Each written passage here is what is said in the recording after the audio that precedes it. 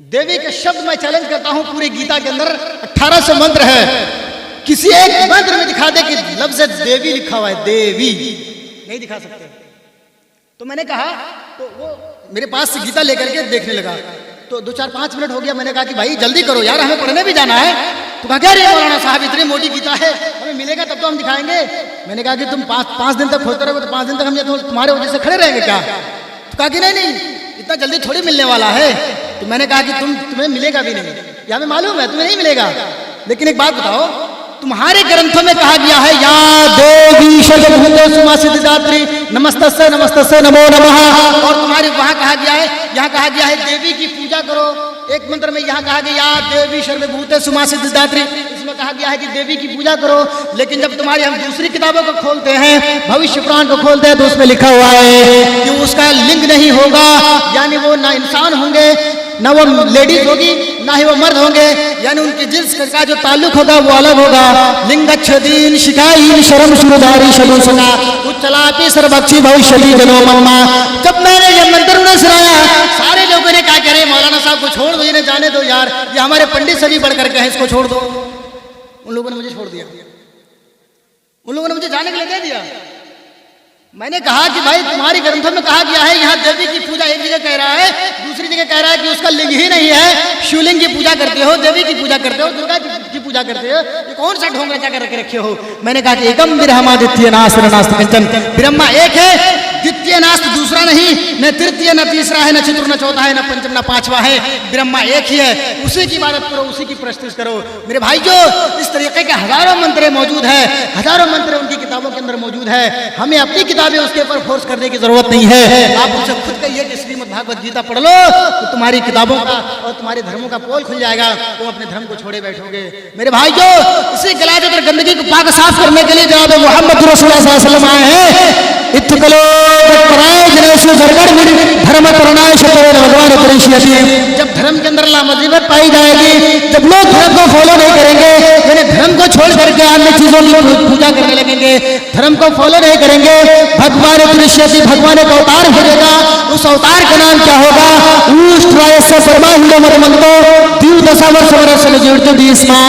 वो मोहम्मद सल्लल्लाहु अलैहि वसल्लम की सवारी, ऊंट की सवारी करते हुए तुम्हारे पास आएंगे और इस्लाम को तुम्हारे आगे पेश करेंगे,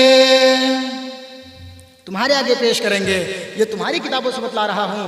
मेरे भाइयों, किताबों के लिखने वाले विद्वान, चाहे वो दयानंद सरस्वती हो या और कोई भी हो, किताबों को लिखने वाले, उन्होंने साफ साफ क्लियर कह दिया है कि बिना महामत पार न होया, यहाँ न पक्षपात कुछ न राखूं, वेद पुराण सतमत भागो, संवत विक्रम दौ अनंगा, महाकोखुना चतुर्पदंदा, राजनीति भगवत दिखावे, आपन मत सबका समझावे, सुरंजत सुदर्शचारी तिनको वंश भय दुहारी, तब तक सुंदर मध्य कोया बिना महामत पार न होया, तब से मानहु जंत विकारी, समरपा देह वरधारी, हर सुंदर निर्माण होई, तुलसी वचन सच सच होई। संग्राम पुराण स्कंद नंबर 12 अध्याय नंबर 2 प्रधानवाद गोस्वामी तुलसीदास जी कहते हैं, यहाँ न पक्षपात कुछ न राखो, मैं यहाँ किसी की तरफदारी नहीं करूंगा और ना ही किसी की सपोर्ट पर बोलूंगा, किसी की पक्ष लेकर के नहीं बोलूंगा।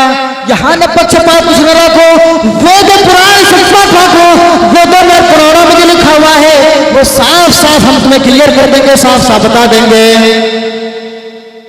बिना महामत पार न होया, मोहम्मद सल्लल्लाहु अलैहि वसल्लम को माने बगैर तुम्हें निजात नहीं मिलेगी, तुम्हें पैराडाइज नहीं मिलेगा, जन्नत नहीं मिलेगा। मेरे भाइयों, उनकी धार्मिक किताबें कह रही हैं कि जनाब मोहम्मद रसूलुल्लाह सल्लल्लाहु अलैहि वसल्लम की पैरवी करनी पड़ेगी, लेकिन मेरे भाई लोग को मिला नहीं है, और मिलता तो है लेकिन वो अपने धर्म के आड़ में रोटी सेकने के लिए, अपने पेटे भरने के लिए लोगों को बताते नहीं है। तुम तो जहन्नम के अंदर जा ही रहे हो और तुम अपने साथ में लोगों को भी लेकर जाओगे। एक पंडित जी मरता उस वक्त नहीं है जब तक अपने बेटों के कानों में मुंह लगा करके ये नहीं कहते हैं, अरे मेरे बेटे, अगर तुम्हें स्वर्ग चाहिए, पैराडाइज चाहिए, जन्नत चाहिए, तो जनाब मोहम्मद रसूलुल्लाह सल्लल्लाहु अलैहि वसल्लम का नाम जपने वाला बन जा। ला इलाहा हरने पापन इल्ला लिबा परमपिदम, तू जो चाहे स्वर्ग तो जपे नाम मोहम्मद। अरे मेरे बेटे, अगर तुम्हें जन्नत चाहिए, स्वर्ग चाहिए, पैराडाइज चाहिए, तो जनाब मोहम्मद रसूलुल्लाह सल्लल्लाहु अलैहि वसल्लम की पैरवी करना शुरू कर देना। मेरे प्यारे साथियों, और जनाब मोहम्मद रसूलुल्लाह सल्लल्लाहु अलैहि वसल्लम जिस मार्गदर्शन को छोड़ गए हैं उसे हमें फॉलो करना है, जाकर के हमें कामयाबी और कामरानी मिल सकती है।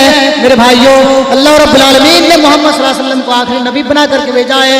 आखिरी नबी जनाब मोहम्मद रसूलुल्लाह हमारे पास मौजूद है। हमारा हिंदू भाई कहता है कि हमारा नबी देवमालाओं में खो गया है। अरे मेरे भाई, वो नबी हो ही नहीं सकता जो देवमालाओं में खो जाए। जो नबी तुम्हारा खोया हुआ है वो नबी मोहम्मद रसूलुल्लाह सल्लल्लाहु अलैहि वसल्लम की शक्ल में मौलाना रफीक के पास मौजूद है। हम तुम्हें उस नबी को दे रहे हैं, उसे खुशी खुशी एक्सेप्ट कर लो, कामयाब हो जाओगे, कामयाब हो जाओगे। यही तो वेदों में कहा गया है, एक नहीं एक हजारों मंत्र जनाब मोहम्मद रसूलुल्लाह सल्लल्लाहु अलैहि वसल्लम के मुतालिक मौजूद हैं। आप उसको पढ़िए तो सही, रीड तो करिए। एक ईसाई भाई चैलेंज करता है कि तुम्हारा नबी का नाम हमारे बाइबल के अंदर मौजूद नहीं है, बाइबल के अंदर मौजूद नहीं है।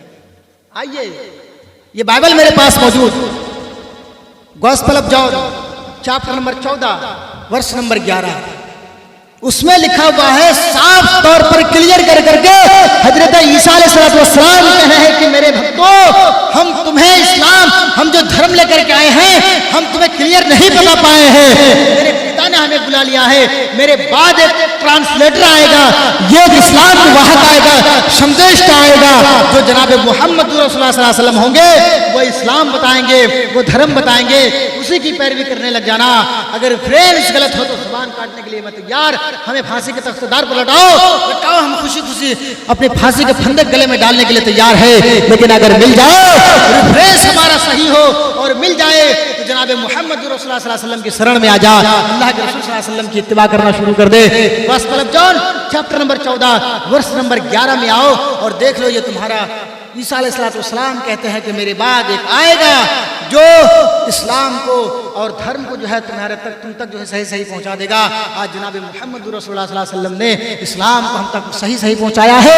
हमें तारीख में ये मिलता है कि आदम अलैहिस्सलाम आए, नूह अलैहिस्सलाम आए, इब्राहिम अलैहिस्सलाम आए, मूसा अलैहिस्सलाम आए, ईसा अलैहिस्सलाम आए, तमाम नबी इस दुनिया में तशरीफ लाए, लेकिन इस्लाम किसी से मुकम्मल नहीं हो पाया। जनाब मोहम्मद रसूलुल्लाह सल्लल्लाहु अलैहि वसल्लम की 63 साल की जिंदगी में अल्लाह तबारक व तआला ने फरमाया, अल-यौमा अकमलतु लकुम दीनकुम व अतममतु अलैकुम निअमती व रज़ीतु लकुम अल-इस्लाम दीनन। ऐ मोहम्मद, हमने आप पर इस्लाम को कबूल कर लिया है, इस्लाम को कबूल कर चुका हूं, अब आपको मेहनत करने की जरूरत नहीं है। व मैं यब्तगी गैरल इस्लाम दीनन फलन युक़बल मिनहु, अगर इस्लाम के अलावा कोई दीन लेकर के आएगा उसे हम एक्सेप्ट नहीं करेंगे, उसे कबूल नहीं करेंगे, उसे स्वीकार नहीं करेंगे। उन्हीं की धर्म को उनके मुंह पर मार करके रसीद कर देंगे। ये कुरान करीम के अंदर आज भी मौजूद है और इंशाअल्लाह क़यामत उस तक रहेगी। ये तुम्हारी किताबें नहीं है कि उलट फेर होता रहेगा, रद्दो बदल होता रहेगा। बाइबल आप PDF डाउनलोड करिए अपने लैपटॉप में, बाइबल, तो बाइबल में गॉस्पेल ऑफ जॉन है ही नहीं है, गॉस्पेल ऑफ जॉन है ही नहीं है। बाइबल का पूरा एक चैप्टर है, उसमें गॉस्पेल ऑफ जॉन है ही नहीं है। गॉस्पेल ऑफ जॉन का चैप्टर अलग से तुम्हें लोड करना पड़ेगा। मेरे भाइयों, जो तुम्हारी किताबों का हाल है कि बाइबल के अंदर भी आज बाइबल सुरक्षित नहीं है, बाइबल के अंदर से उसे कटकर हटा दिया गया है। मेरे भाइयों, कभी यह भी हो सकता है कि जो ईसा अलैहिस्सलाम कह रहे हैं अध्याय नंबर 14 का मंत्र नंबर 11 में, उसको भी निकाल करना फेंक दे। मेरे भाइयों, हम यही आपसे गुजारिश करेंगे, अपील करेंगे, इसलिए कि ये वक्त हमारा नहीं है। आपने मुझसे 25 का डेट लिया था, लेकिन 26 तारीख में आपने मुझे ला करके बिठाया है। मैं अपनी जिंदगी में पहली मर्तबा ये मेरे साथ हुआ है कि मुझे 2:30 बजे लाकर बिठाया गया है, वरना 12 बजे से पहले हमें टाइम दे दिया जाता है। और आप जानते हैं कि जब थोड़ी सी रात ज्यादा हो जाती है तो एलर्जी बिल्कुल लॉस हो जाती है, और लॉस होने की वजह से जो हमारी माफी ज़मीर होती है वो हम बता नहीं पाते हैं। मेरे भाइयों, जो हमारा उसलूब होता है, जो हमारा तरीका होता है बोलने का, वो चीज़ नहीं रह जाती है। आप भी सो रहे होंगे, हमें भी नींद आ रही है। मेरे भाइयों, फिर अल्लाह तबारक व तआला जिंदगी रखा और आपके सामने लाया, और फिर मौका मिला मुझे आपके सामने आने का। तो हमें फर्स्ट में आप टाइम दीजिए, उस वक्त हमें टाइम दीजिए जब हिंदू लोग हो, जब एडवोकेट लोग हो, जब बैरिस्टर लोग हो, तब हमें टाइम दीजिए। तो उनको उनकी किताबों को पढ़ करके बताया जाए, उनको उनकी किताबों से सबूत दिया जाए, दलीलें दिया जाए। आप सुना करके क्या फायदा है? आप तो उस वक्त से लेकर के अब तक कुरान हदीस की बातें सुनते चले आ रहे हैं। हम जो बताना चाह रहे हैं, बताना तो उनको है। घोड़ा घास खाता है, गोश्त नहीं खाता। घोड़ा घास खाता है, गोश्त नहीं खाता है। घोड़े को गोश्त अगर दोगे तो खाएगा नहीं। तो मेरे भाइयों, वही बात है, आप हमें उस वक्त टाइम दोगे, उस वक्त हमें आप स्टेज पर लाकर बिठाओगे, तो हम किसको सुनाएंगे? आपको वेदों के मंत्र से क्या फायदा?